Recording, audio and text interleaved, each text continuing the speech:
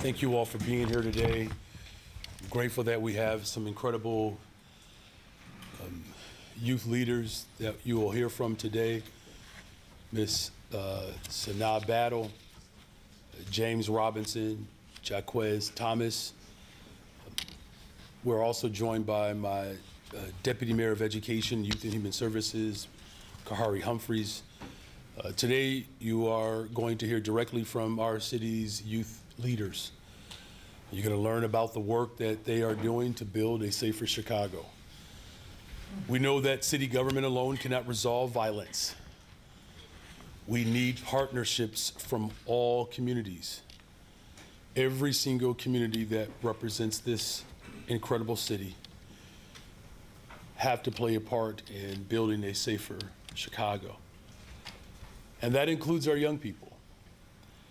It's critical that youth voices and their perspectives are part of the conversation. Community safety cannot happen without their voices. For a long time in our city, youth were talked about in these conversations, sometimes in a pejorative way. But now my administration is charting a new path. Rather than just simply talking about our young people, we are talking to them and with them.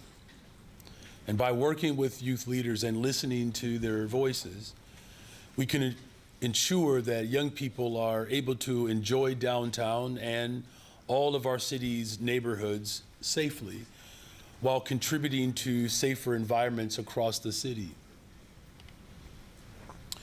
I'm honored and grateful for their partnership in the mission to build safer communities. My administration looks forward to further investing in youth programming and fostering youth leaders as a part of my overall commitment to community safety. I know that our young leaders have prepared a great presentation for you today, and I don't want to belabor this moment. So without further ado, let me pass it to our Deputy Mayor Humphreys.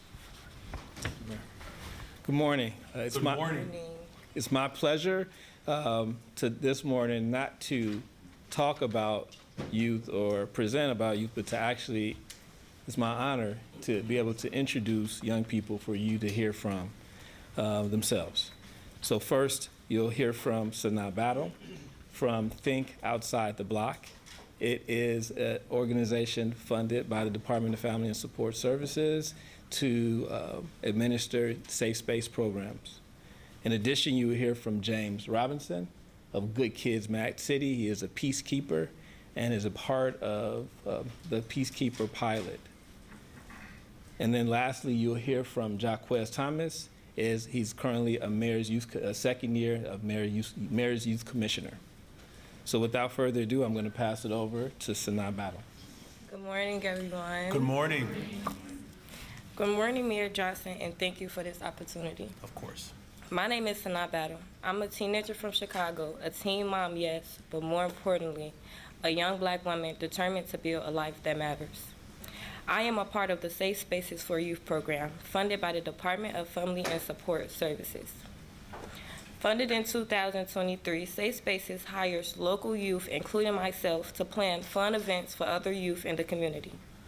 In 2025, over 200 Chicago youth ages 16 to 24 will be employed to plan over 100 events for teens in their community. When asked why did I join Think Outside the Block, I will always say to make money. But what came after was way more valuable than any check. Think Outside the Block became more than just a job. They became a family, not only the staff, my youth coworkers, even the people within my community. The bonds, connection, love, and dedication bringing back a greater Inglewood, worked by youth my age of all different backgrounds and all different stories. I will forever be grateful for the opportunities, the love, and support they poured into me, but not only me, countless of other youth in my community. The importance of the work we are doing today together as one is not only just creating safe spaces in Inglewood, but it provides results. Imagine if Think Outside the Block didn't exist. All the teens who were looked at as troublemakers and defiant, the teens with backgrounds and charges that were placed upon them to prevent them from having a job. The teens such as myself who needed someone, something to look into them and give them an opportunity to actually become something. Since joining Think Outside the Block, I've always witnessed miracles in my streets. Countless waves that safe spaces left an impact in the streets of Chicago. Think Outside the Block created a system so that people don't see black and brown kids as threats before even seeing them as children. A system that is alive, thriving in our schools, our streets, and in our government. I am honored to be in front of all of you today to return the favor to speak life into my organization and my community. Because all the things that aren't seen doesn't mean it isn't. All the good things that aren't being seen doesn't mean it isn't happening. Thank you. Now you will hear from James from Good Kids in Mad City.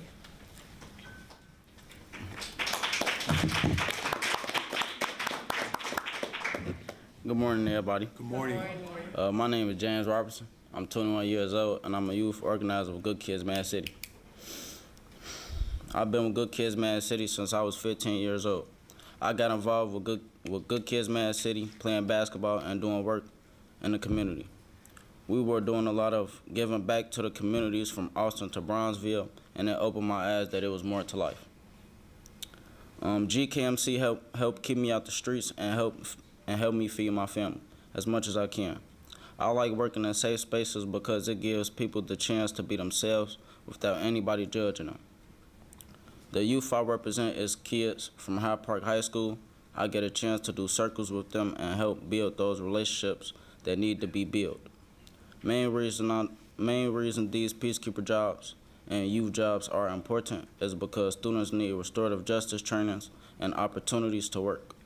These jobs can keep a lot of youth out the streets, and that's why I'm working so hard, because it kept me out these streets. Good Kids Mad City, can y'all switch slides? Thank you. Good Kids Mad City have partnered up with the Mayor's Office and Department of Family Support Services to create 150 peacekeeper jobs in the summer, and 60 all-year-round jobs, which include 60 hours of peacekeeping trainings covering communication, conflict resolution, and de-escalation. 2, finish financial literacy classes. And 3rd, we'll work with their host sites to do peace-building projects in the community. The summer jobs are important, but they are just one piece of the puzzle. In order to decrease violence and give youth a better life and make Chicago better, we need the Peace Book Pass, which lays out a game plan for how we can invest in our youth to reduce violence. Thank you.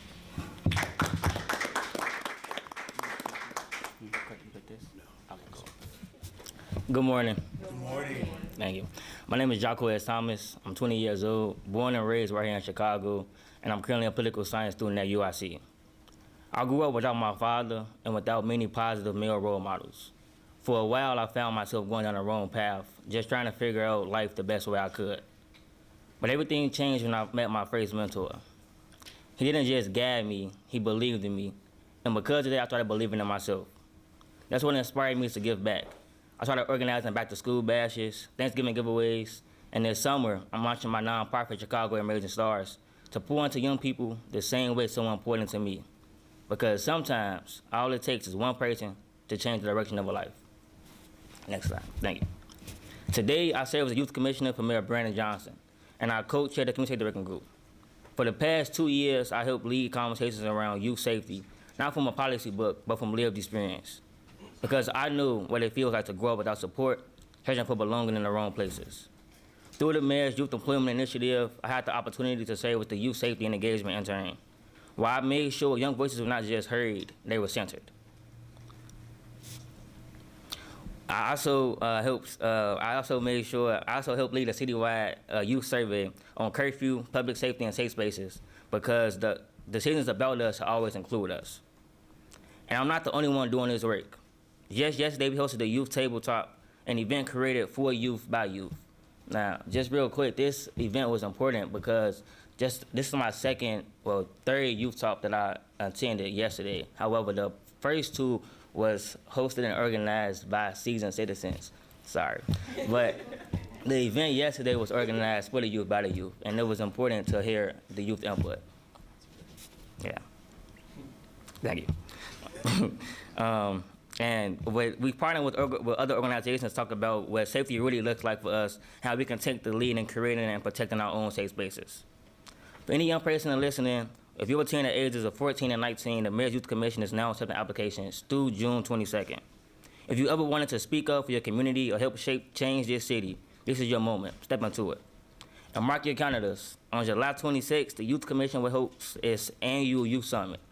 This year's theme is Uniting Youth Futures, a youth-led summit built to inspire, connect, and empower. Every time I walk into a room, I carry more than just my story or ideas. I carry the voices of young people across Chicago who are ready to lead. All they need is a chance. I started out as a young person searching for hope. Now I work every day to be that hope for someone else. Because if we want safer neighborhoods, stronger youth, and a better future for Chicago, it starts with showing up for young people before the streets do. And it also means changing the narrative. We need the media to stop describing us like we're dangerous or wild. We're not the problem, we're the solution. I may be one voice today, but I speak for thousands of young people across this city who are ready to rise. So let's give them that platform, let's give them that mic, let's give them the chance. Thank you.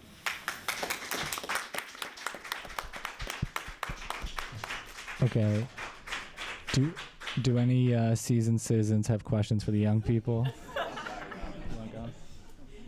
And then otherwise we'll transition. Mariah, you want to ask a question? I'm just wondering, as the city council is considering an ordinance that would give police further enforcement powers to issue last-minute curfews, have you all seen any evidence that curfews work to help teens make better decisions or to stop, what have been kind of deemed teen takeovers? Like, what are your thoughts on that proposal?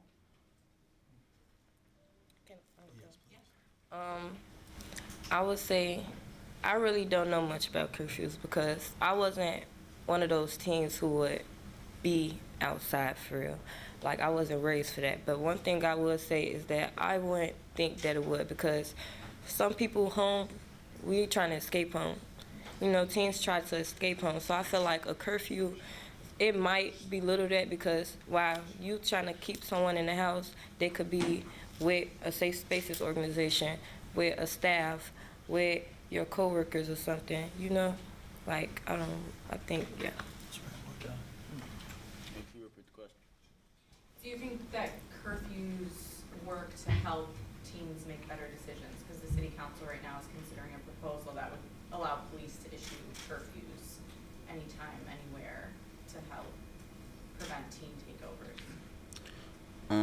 How I really feel about that, I just feel like if the city allow us to give kids something to do so they won't have to do teen takeovers, maybe that's the answer. Maybe we create programmers and give them jobs so we can send peacekeepers to those events to keep the violence down and stuff like that. So I just really feel like we should focus more on giving them things to do in the summertime and stuff like that to keep them busy to where they don't have to feel like they got to plan teen takeovers to have fun.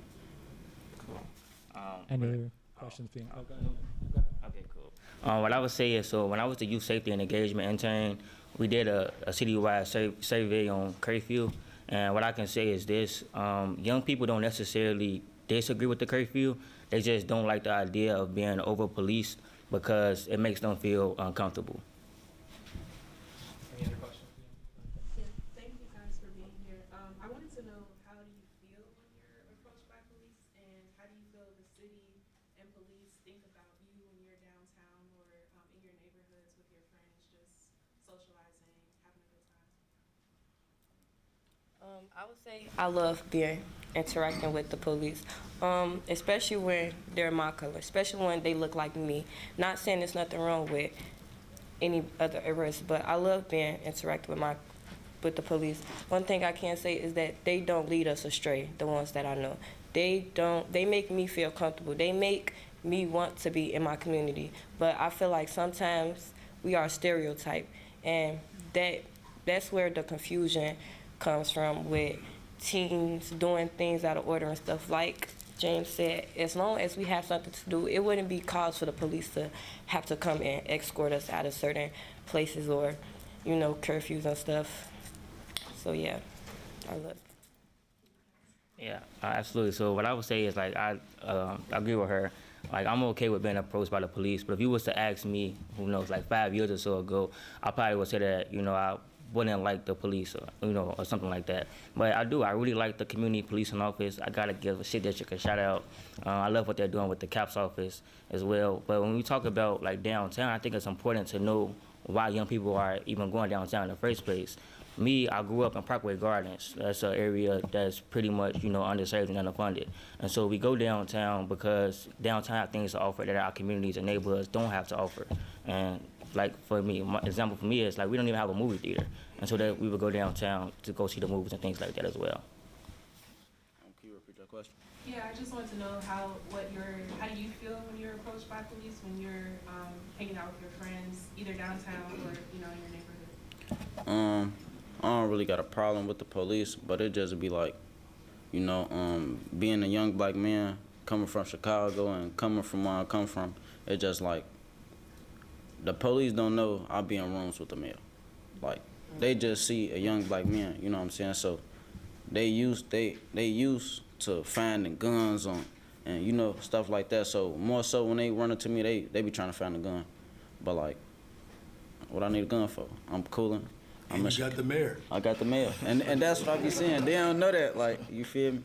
So it just be like, I'm just trying to get back to my community and keep the youth safe and, stuff like that. Good morning, everybody. Good morning. Talk a little bit, we've heard about the curfews that the city council's trying to put in place and some of the other things. Talk about, from your perspective, what responsibility teens have to move the conversation forward and assume responsibility for behaviors that beget some of the issues that we've seen.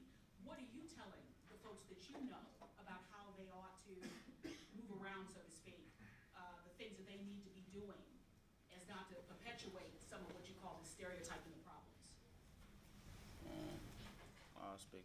I just feel like as a teen and what they should be more focused on is handling responsibilities as such as making sure they got IDs and bank accounts. So when we do apply to these jobs, they can be the first ones to grab hold of these jobs and be the leaders to take accountability to do these jobs. That's why I'm doing it. So they could look at me and be like, oh yeah, I come from where he come from. I want to do what he doing. So let me see what helping my community will do for me if he doing it. So that's how I look at it. I would like to add on. As a youth worker, I would like to say that my responsibility is to influence. My organization, that's why we are making a change. We do things to connect the blocks. We do things to show, we are influenced to show the other youth to come out and to be a part of what we're doing. It's a mission to bring others in, to let them know that you don't gotta do this. You can come over here, you can do it the right way, you can have fun, you don't have to worry about the police. You know what I'm saying? So I would say that as my job, it is my job to influence and to let the next kid know that there's way more out here than what is projected. I'm here to show you guys that Chicago is way more than what is projected to be. And yeah. I just want to say that's a really great question. For me, when I go into rooms and I speak or something like that, people always tell me like, dang, it's not a lot of young people doing that, and that's like the narrative that I'm trying to change. And so I say that's a great question though, because I always say that I'm probably Mayor Brandon Johnson's biggest advocate when it comes to youth, and that's why I told him he should take time out of his busy schedule to treat me to some lunch or something. But I say that because when I'm out in the communities, some of the things that I'm always emphasizing is the fact that, young people, we say that we, want jobs and want to get paid. So I always bring up the fact that, hey, apply for One Summer Chicago. Just last year, under Mayor Johnson administration, it was able to hire, close to 28,000 young people. But, and this summer alone, we're doing 29,000. And so I tell the young people to take advantage of those opportunities. I also emphasize the fact that we please, apply for the Mayor's Youth Commission, which is why, again, if young people that are listening, if you're between the ages of 14 and 19, please apply for the Mayor's Youth Commission. Applications close on June 22nd. You are also paid for your time. You meet once a month with different policymakers. You get to be a part of opportunities like this where you are right next to the mayor, and speaking. And so it's things like that I do to try to change the narrative because, there is more to Chicago and this world than the negative things that surround us. All right. We're going to, Melody, you want one more? Otherwise, we're going to transition. So the events for Think Outside the Block, you got the pool party, the skate and peas, the 90s party. All these look like really fun events. I'm curious, how do you come up with the ideas for them? I think a lot of youth might go into these thinking, oh, it's not going to be that fun. There's not going to be things that I like to do. But I'm curious, how do you make these events for, like, how do you get the ideas for them? And then I'm curious how many people have been coming. Okay. So for Think Outside the Block, how we get people to come, it's like I said, it's an influence thing. You have to influence the youth to want to come. You have to make them want to come. So I would say, for one, like he said, people want to come downtown because downtown has things that Inglewood don't have. So what we're doing is we bring an outlet into Inglewood. We're creating those safe spaces in Inglewood. And to make them fun, I won't lie, we be ourselves. And Think Outside the Block is a place where you can be yourself. Sometimes when we come downtown, we can't because, like I said, we're stereotyped and they think one thing. But when Think Outside the Block, we're showing people like you can come here, you can be yourself, you can relax, you can let your hair loose, you can show your true colors. And how do we get people to come? Or how do you come up with the ideas? Or how we come up with the ideas? For the themes?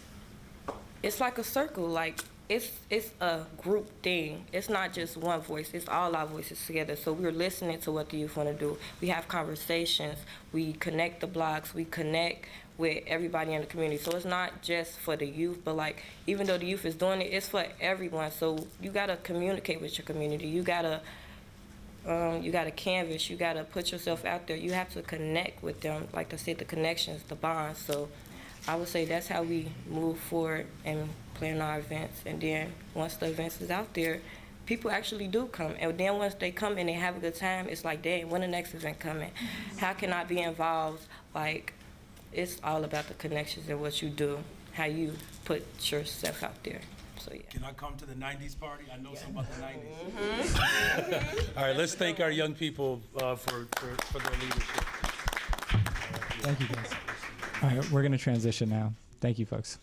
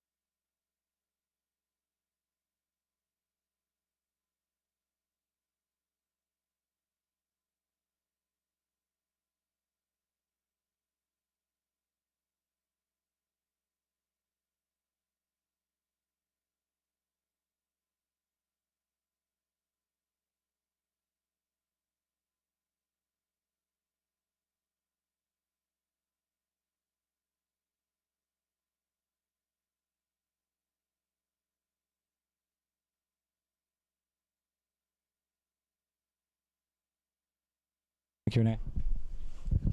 Mayor, good morning. Want to get your comments on the Department of Justice investigation that we learned about yesterday. You've had your back and forths with the president over the months, and I'm wondering if you could have forecasted this to be a focal point of his Department of Justice and what your initial reaction was to the investigation. Well, I'm not surprised, right? I mean, this administration has, obviously has demonstrated a great deal of animus and disdain towards what is sensible about our country, and that's the diversity of our country. And I'm very proud of the fact that we have one of the most, if not the most diverse administration in the history of Chicago. What's clear is that not only does the Trump administration not respect the rule of law or what's sensible about our society, you would be hard-pressed to find qualified individuals who are in his administration. As my administration reflects the country, it reflects the city, his administration reflects the country club. And that is the biggest difference between what we're doing in Chicago and what is coming from the federal government. We're going to remain firm and steadfast in our commitment to ensure that the incredible diverse talent that we have within our administration that continues to lead us towards the safest, most affordable big city in America. We're not going to shy away or apologize for who we are. Were you surprised? No, no. Look, it's clear that this administration does not respect the rule of law. It's also clear that, this administration is more interested in creating, division within our country while we are being inclusive.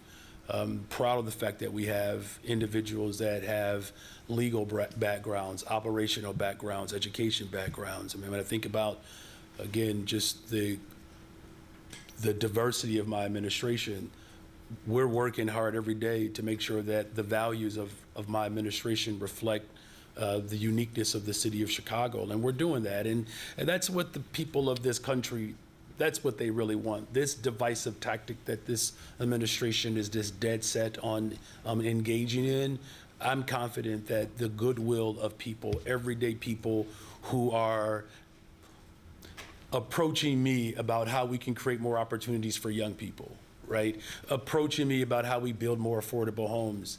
Again, April, the fewest amount of homicides since 1962. As violence continues to go down and our investments continue to go up, that's what everyday working people in this city are concerned with, and that's what I'm concerned with, and that's what I'm addressing. Final question. Does it feel retaliatory? And secondly, do you have any sense of how much this could cost the city of Chicago to sort of handle it, to defend it, to respond, man hours, et cetera? I mean, the cost if we don't defend our democracy could be quite severe. Here's what my approach has always been. It's about making sure that the city moves in the direction that benefits the wholeness of our city. Now, look, no one is going to argue, not here in Chicago, that we have lacked fairness and equity in this city. That's evident by the numbers tell us that. And it's not just with contracting and opportunities to do business with the city. It's the fact that, again, there was a report that was released. The Urban League of Chicago is leading solutions around closing the economic gap between neighborhoods, where, again, the average cumulative wealth of a black family in Chicago was $0. I would imagine that no matter who you are, that you would recognize that that's a problem.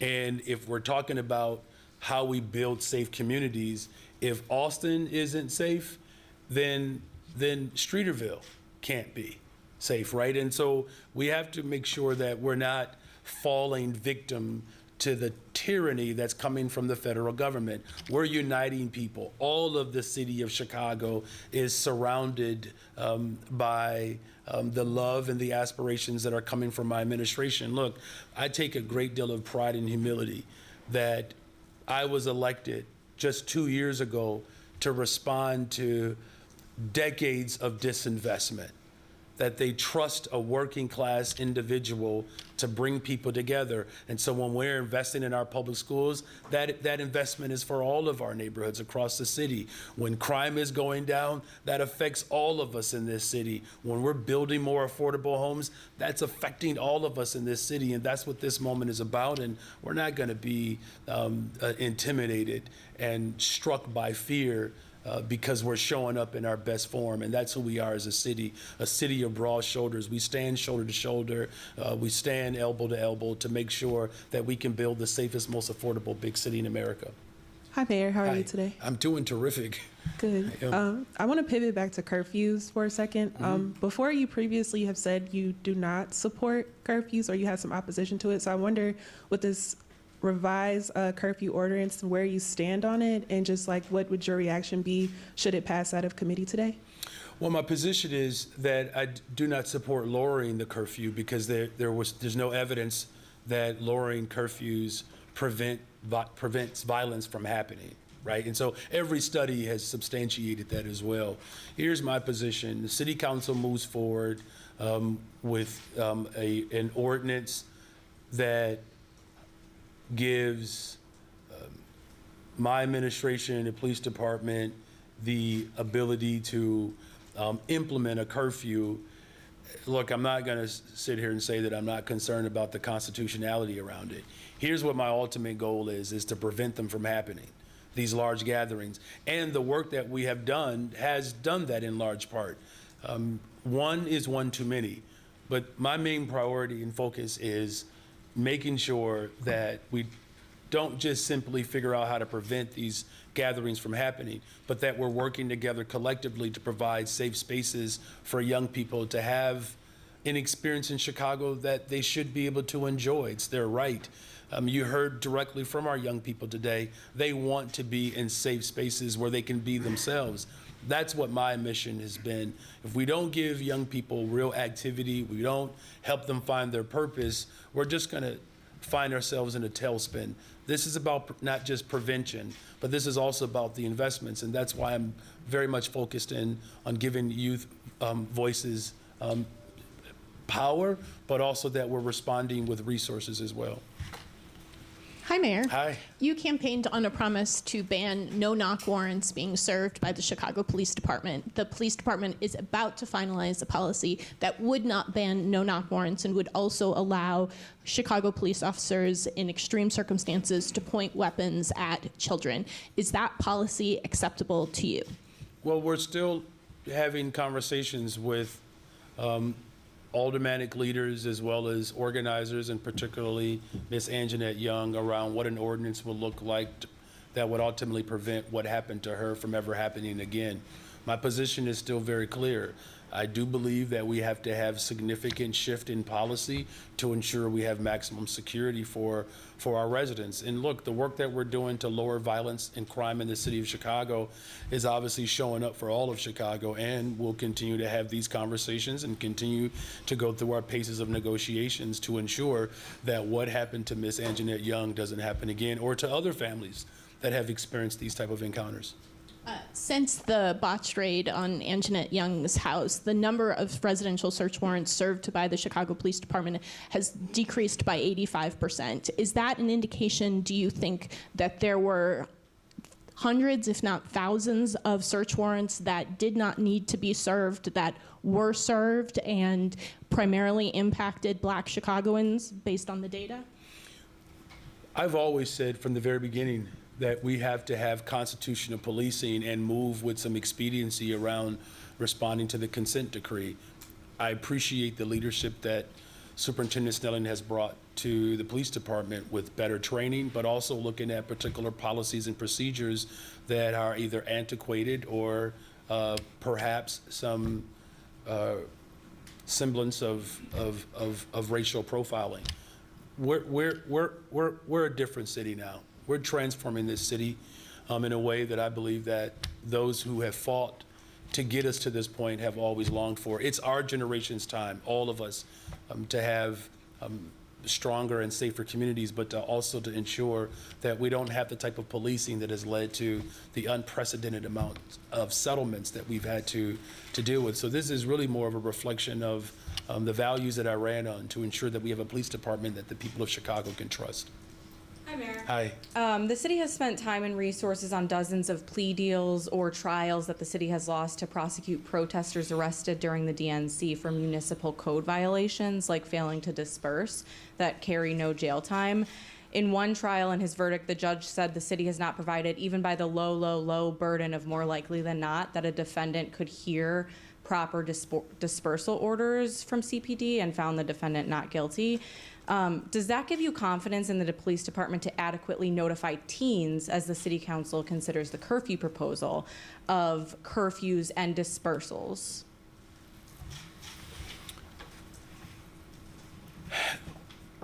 Look, the most important thing that we have to keep in mind is that we want to prevent violence in the city of Chicago. That is what the motivation is. You know, as far as, you know, how the city has practiced over years and how it approaches certain aspects of arrest, there's no secret here that we're working to sharpen and to, you know, clear matters up so that we're not wasting time or money. As far as my confidence in our ability to work collectively together to ensure that our teens have activity and that we're working to prevent violence from happening, Of course, I'm going to remain confident. Do I have concerns? Of course I do. But the historic nature of what we're confronting, it's going to take all of us collectively to ensure that we are addressing and approaching this matter in the fullness of all of the experiences that the people of Chicago have had. So, yes, confidence, and we still move with caution and as well as with some level of accountability. And can you comment on the city continuing to pursue prosecutions for these municipal code violations? Why does the city feel it's important to pursue those? Well, look, these have been practices, over time, and we're going to continue to review those practices. Mariah, can we keep going just because there's a lot of people here? Sorry. Go to Craig. Yeah, and then we'll come to Taman. Hello, Mayor. Hello. First, I want to ask, with regards to the young people, does the city have enough resources to make sure that there are alternatives and safe places for the young people who may need them? Well, we've invested, my administration, I've invested millions of dollars into our young people, and our budget director could go into some precise examples if that pleases you.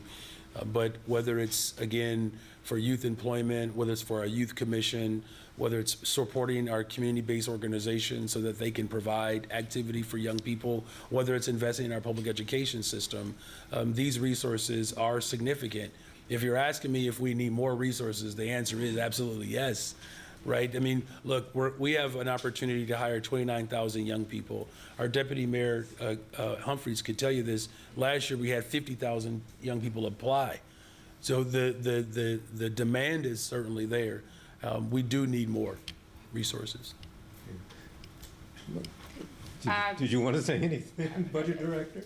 I mean, the mayor is absolutely correct. I mean, not only is it city resources that are supporting youth opportunities, other types of programming throughout the city, but it's also federal funding. It's also state funding.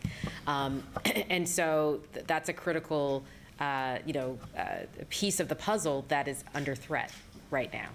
And so, it behooves, those in our communities, in the city of Chicago, throughout the state of Illinois, and cities across the country to recognize, the very real threat that's coming from the federal government in undermining our ability to keep our community safe, to engage our youth, to ensure that people have the resources they need to live their day-to-day lives the best that they can. Thank you. And how close are you to making a decision on both the CTA and the Board of Education or a superintendent? Yeah, so look, I made this clear from the very beginning, particularly with our public schools. We're going to transform our schools in the city of Chicago, and we're going to make it work for all of the city. Having a leader that reflects the values that I ran on, making sure that our class sizes are managed, making sure that we have support, social emotional support, libraries, librarians, all the things that I ran on and that was secured in this latest teacher's contract. As far as a leader, again, someone who understands that value. Now, there's a process that the Board of Education is going through, and I respect that process as they accept applicants. Ultimately, I'm going to have some recommendation of what the best leader looks like and what the best leader reflects in terms of our values. And I do appreciate the hard work that the Board of Education is going through right now. And CTA? Oh, yes, and with CTA, look, the same thing. We're doing really good work in Springfield right now to ensure that our city receives its, fair, equitable distribution of resources. Our ridership is up 300 million riders last year. We're hiring more people. We're working to make it a safer space. That person or persons that, we put forward for the board to be able to reflect on, again, someone who understands the value of our public transportation system, someone who understands who has the strength and the capability of running a large system, but someone who also has a deeper personal connection to our transportation system. Those are high qualities that I do value, and within the next, few weeks or so. Pretty confident that we'll have that person. Speaking of CTA, while John Roberson is sitting next to you, let's talk about education. Go back to that since we're on it. CEO Martinez presented a budget last week that puts the CPS deficit at $229 million, but he assumed an additional $300 million would come from either Springfield or the city. So the CEO basically presented a budget that was $500 million short. How should the board make up the difference? And Martinez thinks that the schools can tap the TIF well again. Is that something you would support? Well, let's just go back to what your initial statement indicated, that the CEO presented a budget with making assumptions. It's the same budget that he presented last year. It's the most irresponsible budget presentation that an executive can ever present. It's just irresponsible. It's why we're in this predicament right now. Just lacked vision. It was just a derelict failure, quite frankly, of his duty. So what the board will be tasked with is working with my office, working with our labor partners, but also working with our partners in Springfield around how we can have a sustainable school district that reflects the values of all of the residents of this city. When I presented a budget, I didn't present a budget, with the expectation of other entities necessarily, right? You actually have to be able to have some sort of proof positive. And that's just, unfortunate to present a budget with that assumption. So we're gonna work hand in hand with the board members as well as our partners in labor and the state to find a pathway that's reasonable that ensures that our schools are not harmed. Back to the DOJ investigation. One thing people say about you is wherever you go, you sound like you're talking to your base. Which would basically be the black church, right? In this environment where Washington is scrutinizing Chicago, do you agree or regret that it always sounds like you're talking to black voters, and so sometimes your message gets lost in translation for a broader audience? Yeah. So I've talked about having the lowest amount of homicides in April. The lowest amount since 1962. That speaks to the entire city of Chicago. Robberies being down. That's all of Chicago. Building affordable homes. That's all of Chicago. Our mental and behavioral health support services for our care program, the expansion of mental and behavioral health. It's all of Chicago. When I talk about building affordable homes and building homes downtown, you can make an assumption that I'm only talking about one particular race as well. We know who concentrates in that particular part of the city. So, look, it sounds like to me that people tune in to what they want to tune into. Because the fact of the matter is that I've shown up for this entire city. When we put $1 billion in our public school system, we don't cherry pick. Now, that benefits all of our children. There's going to be class sizes that are going to be smaller in every section of the city. We're building it for green social housing. Some folks felt that it didn't concentrate enough in Black Chicago, right? When we're talking about, a Bears stadium, that's the benefit with these economic opportunities for all of Chicago. When Beyonce hits me up and she wants to come to Chicago, she's going to perform for everybody. So, this notion that somehow what it sounds like, let's just look at the facts. We have the most diverse administration in the history of this city. We've invested so much in environmental justice. Everybody cares about that. And so I'll just end with this.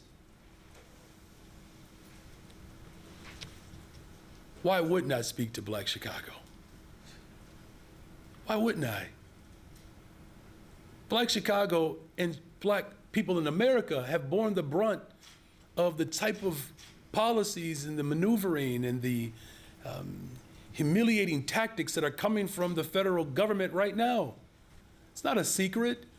Who is going to be mad at the fact that we have to prioritize spaces in the city that have been harmed the most? Everybody agrees with that. Now, and if you don't agree with that, then then that's a prerogative that they'll get to own.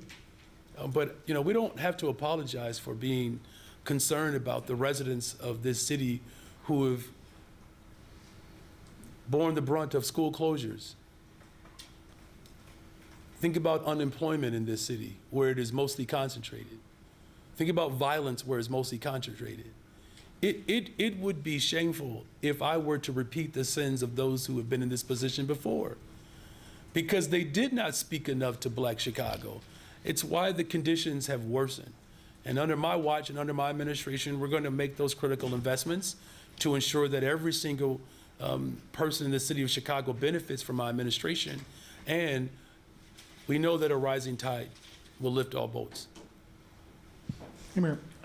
So today in committee, zoning committee, the ANI project just north of Bally's, it's been stalled for a year.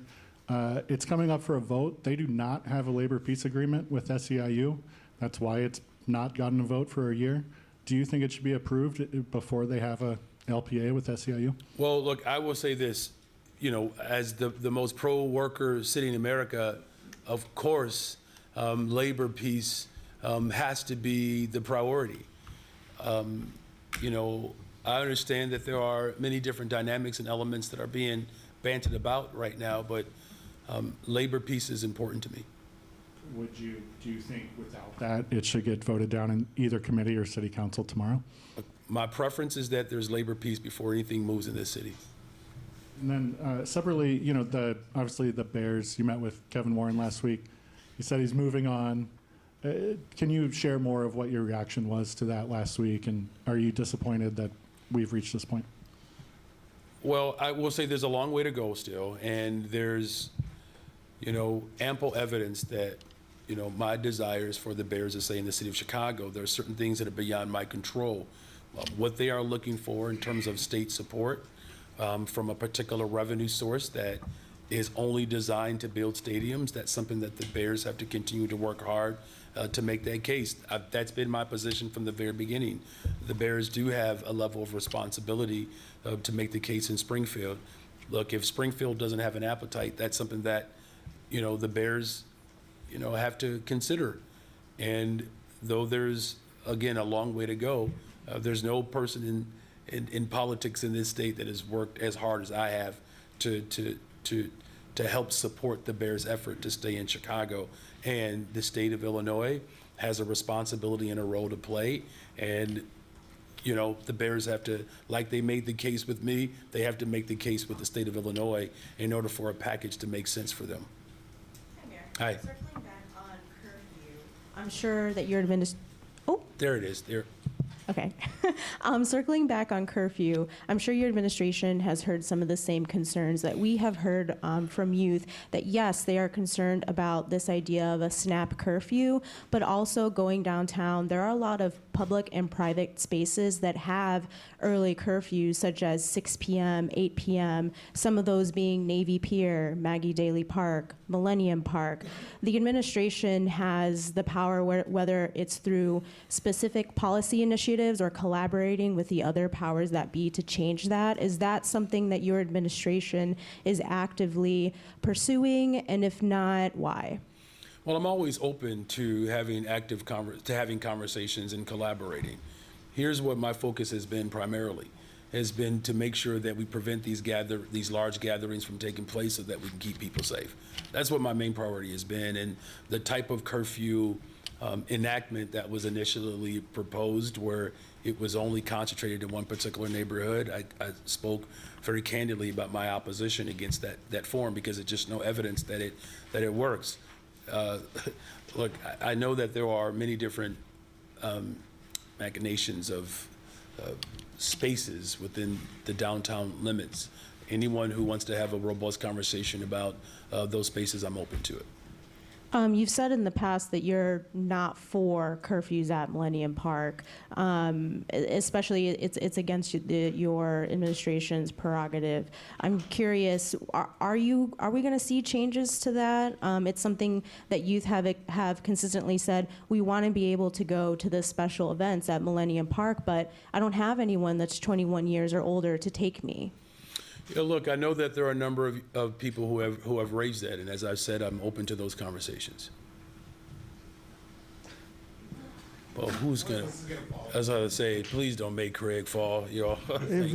Somebody'd have to come help me get up. He's fallen and he can't get up. Mayor, if we can go back to the DOJ thing, how would you say that race factors into your hiring decisions as you're trying to build your administration? Well, look, I do believe that there is a tremendous amount of value to make sure that we have qualified, talented people who work in government. You know, feel blessed that, you know, our budget director, who just happens to have a JD, right? It's pretty fascinating. I mean, it's not a requirement of the job, but she brings that element. You know, when I think about someone like Angela Tovar, who is, you know, leading up our, you know, environmental department, you know, her skill set and her reputation around the globe is just absolutely, it's just amazing, quite frankly. What I look for people who are competent, right? People who are collaborative and people who are compassionate. You know, is there a value to make sure that people who are closest to neighborhoods bring that level of expertise? There's value in that. Of course there's value in diversity, and we should never shy away from that. You know, unfortunately, I believe the reason why we've had so many ailments that we've had to address is because there's been a hyper concentration of a particular group or gender that has dominated politics, right? Once upon a time, I think mayoral administrations were probably 70% white. Now, when I think about what's happening at the federal level, let's just focus there for a second. One black person in his entire administration. Now, I don't know if this is a correlation, but only having one black person in his administration and individuals that I would question their qualifications, you know, you're running up major departments and your background is wrestling. I mean, and maybe there's something valuable there, but we're not seeing it, right? So as the Trump administration moves away from diversity, you're seeing more chaos. As my administration embraces diversity, you know, you're seeing us build the safest, most affordable city in America. So look, I look at a variety of things, you know, and to have an administration that reflects not just the values of our city, but it shows up even in their backgrounds, I think that there's value to that. And I'm very proud of the fact that we're a growing administration that reflects the city of Chicago. Your administration was getting beat up, and prior administrations too, for that matter, over crime. And now the crime is going down. Do you see this as the Trump administration looking for some other reason to, you know, take a shot at Chicago? Look, when you are the world champion of the world, there's going to be multiple reasons why people are going to want to battle you. That just comes with the terrible. When you're the greatest freaking city in the world, there are going to be individuals who are going to want to challenge that, right? Look, my focus is, again, building the safest, most affordable city in America, big city in America. And we're not patting ourselves on the back. I mean, we're working hard every single day. There's a lot more work for us to do. And again, as I said earlier, people elected me 2 years ago, and I'm humbled by this, to address all of the historic wrongs that we've had to face, whether it's environmental justice, housing, education, business and economic development, diversity in contracts, and people want me to address all of it. And that, to me, shows that there's a level of confidence that what we did before, we're rejecting, and we can't go backwards. We have to move forward. So, like, you know, the Trump administration showing animus towards a working class city, it just makes sense because of who he's aligned with. He's aligned with the ultra rich. It's the same group of people who have formed a $10 million PAC against my administration. And they're trying to intimidate working people. And I'm not gonna stand for that, right? And it is this generation's turn and responsibility to make sure that we transform government. It is our moment. And we're gonna take full advantage of this moment to ensure that posterity will be able to look back in this moment and say thank you to all of us who stood firm in the midst of tremendous adversity to ensure that we have an inclusive society that works for everyone. Okay, just a brief follow-up. Sure. Will the DOJ find any discriminatory practices in how people are hired? You know, again, The approach is an approach that speaks to competency. That's it. This would be unprecedented, but if you just look at the way the Trump's administration is reflective or reflecting right now, I'm calling on the Department of Justice to investigate the Trump's administration and its discriminatory practices in their hiring. Good morning, Mayor. Good morning. Let's circle back to Bears Stadium. Is the city still actively engaged with the Chicago Bears in negotiations over a lakefront or a Michael Reese site? Well, we have not closed the door on it. You know, as I said to the other questions, my administration will always remain open to having conversations. We had a conversation a week or so ago about the Bears not getting the support that they needed from the state of Illinois, and it is, you know, placed them in a position where they have to figure out how to move forward. But my door will never close to this. I want the Bears to stay in Chicago. And just one Pope Leo question. Have you officially extended an invitation for him to come visit the city, and do you plan to do so? I will. You know, I had a good conversation with the Cardinal, and I first of all, I just think I am still elated, right, that the Pope is from Chicago. And it's one of those things where, you know, in his official capacity, it's good to have, you know, a Pope who's from Chicago, because now officially, if you put ketchup on a hot dog, it would be a cardinal sin. All right, thank you all. I've been waiting to use that. I tried it with my son. He told me not to, but. Mayor Johnson. Yeah. Please turn the mic on. Thank you. Real Chicagoans woke up this morning relieved that the Department of Justice is finally investigating your race hustle.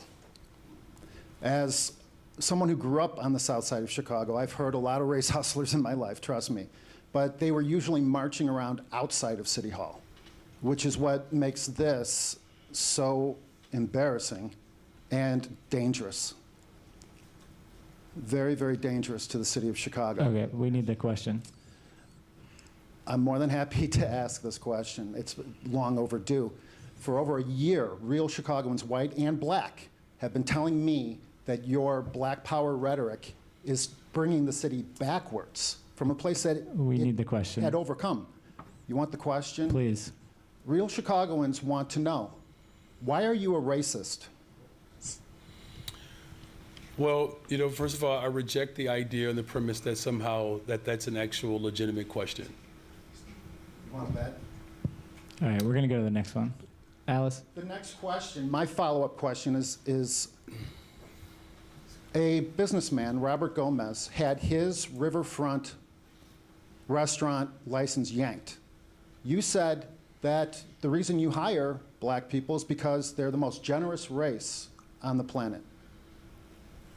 His riverfront restaurant license was yanked and given to a black restaurateur. That has, once again, reinforced the belief among real Chicagoans, white and black and Mexican, that you are a racist. What do you say to those people? Again, I reject the premise that somehow that your question has any legitimacy. Thank you for your time, sir. Thank you. We'll go to Pass the mic Alice. there. Thank you.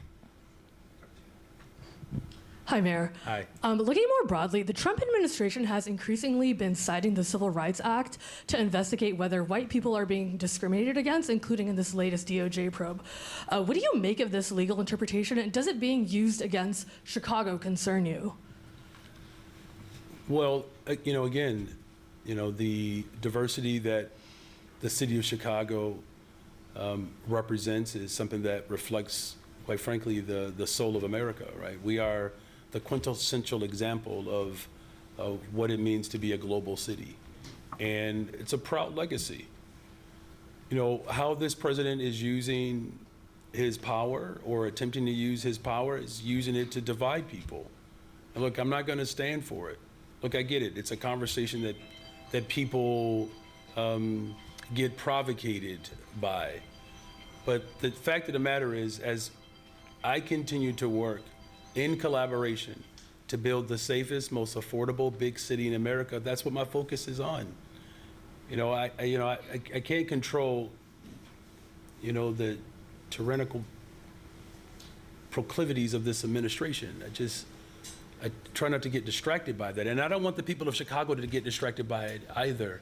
Think about what we're building in our city, where we've seen the occupancy rate increase downtown, that $20 billion of tourism that is moving through our coffers, that population growth continues to happen. We're creating safer spaces for our young people. Now look, I'm not saying that everything is perfect. What I'm saying is that we're moving in the right direction. The safest, most affordable big city in America.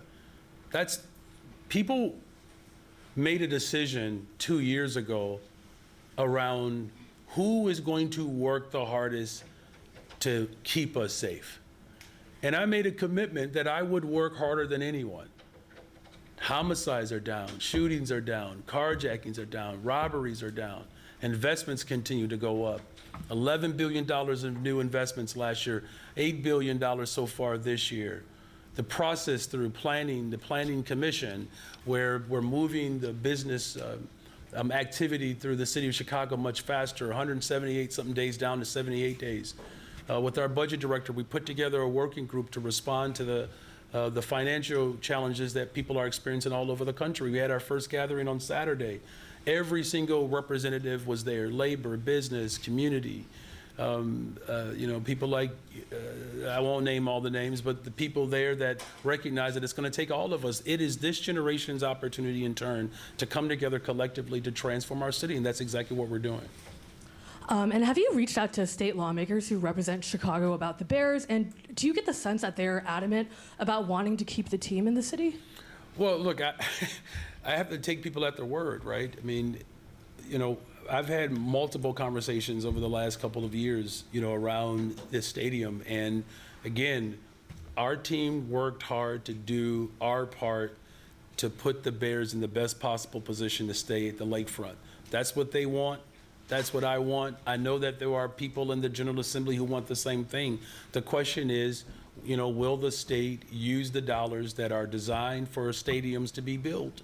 Will they use those dollars? That's a decision that they'll have to make. And if they're not committed to doing that, then the Bears obviously will have to make other considerations. The door remains open, and there's a long way to go still here, but I trust that the Bears are going to continue to have conversations with members of the General Assembly as well as the governor to make their case around how the state of Illinois can help support the collective effort to keep the Bears in Chicago. But are you going to actively lobby lawmakers for or against the Arlington Heights incentive package? I'm sorry, I just want to make sure I'm clear. Are you not clear what my position is?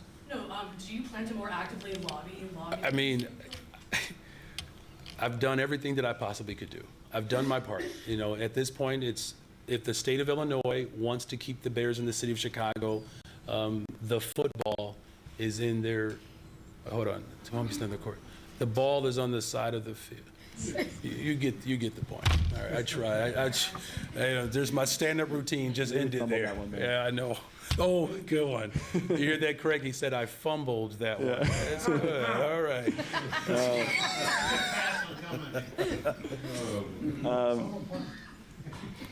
Good morning. Would you be open to any deal that would allow the Bears to break their Soldier Field lease? That hasn't come up. It hasn't come up. It's a good question. This might be for the budget director as well here, but another $62 million in police misconduct settlements moved forward in the Finance Committee yesterday. How big of an issue is the overspending and the generally massive spending on police misconduct settlements? How big of an issue is that? Well, just before our budget director weighs in, let me just say, I think there's a great deal of frustration that because of failures that we're dealing with just a backload of cases. We don't have control over those level of backloads of cases. It is a frustrating element that, my administration, just like every other issue that we've had to respond to, where people have kicked the can down the road, and we're not doing that. And we're literally working to pick. These bad analogies are just going to get worse. Pick the can. I don't even know how to use that analogy, but the point is we're not going to kick the can down the road anymore. So, as far as that level of frustration, that's something that all of City Council, as well as me and many other people in this city, that we had brutality that existed. It was ignored. When people came forward, it was covered up. I mean, we can go down multiple cases, whether it's the shooting of a 17-year-old black boy multiple times, 16 shots, and somehow it never made it to the light of day. There are multiple cases in which police brutality occurred, 80s and the 90s, that we are dealing with today. Annette? Obviously, it's frustrating, right? So we're not only dealing with, legacy old cases, but we're also dealing with the backlog due to the closing of courts during the pandemic. So all of that is converging at the same time. And the mayor's right, we're not kicking the can down the road. We are, dealing with the situation in the hand that we've been dealt. I think one of the things to look at is how are we emerging from these legacy cases? Are we implementing constitutional policing? Are we seeing less cases being brought against the city of Chicago based on the conduct that police officers are currently performing? And so I think, we have no ability but to deal with the situation that, we've been handed as it relates to legacy cases. And we're not the only city that's dealing with this. I think, the city of Los Angeles just came out with their budget not too long ago, and they named the skyrocketing cost of settlements and judgments as one of the drivers of their billion-dollar budget deficit as well. This is happening across the country, and I think it behooves administrations that are currently in place to put policies and practices to ensure that we are not infringing upon the rights of everyday citizens. Good morning, Mayor. Good morning. So you mentioned that part of the strategy to keep Chicago safe during the summer is working with youth groups in the communities. And I would like to know which groups are you working with in the Latino communities, such as Little Village or Back of the Yards? Yeah, it's a great question. So it's not just about youth groups, organizations. It's really about the full force of government. It's about our business community, the philanthropic, community.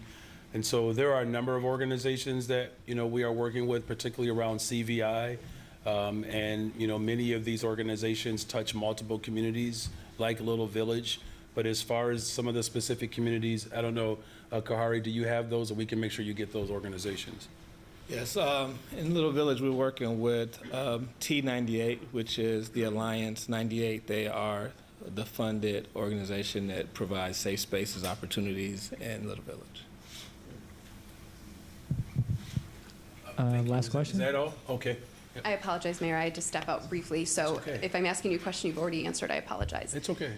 In hindsight, given this DOJ probe, the rhetoric used to tout the diversity in your administration, would you change anything that you said in light of perhaps Asian Americans, Native Americans, or Latino Americans who might not feel reflected in the Black leadership positions that you talked about?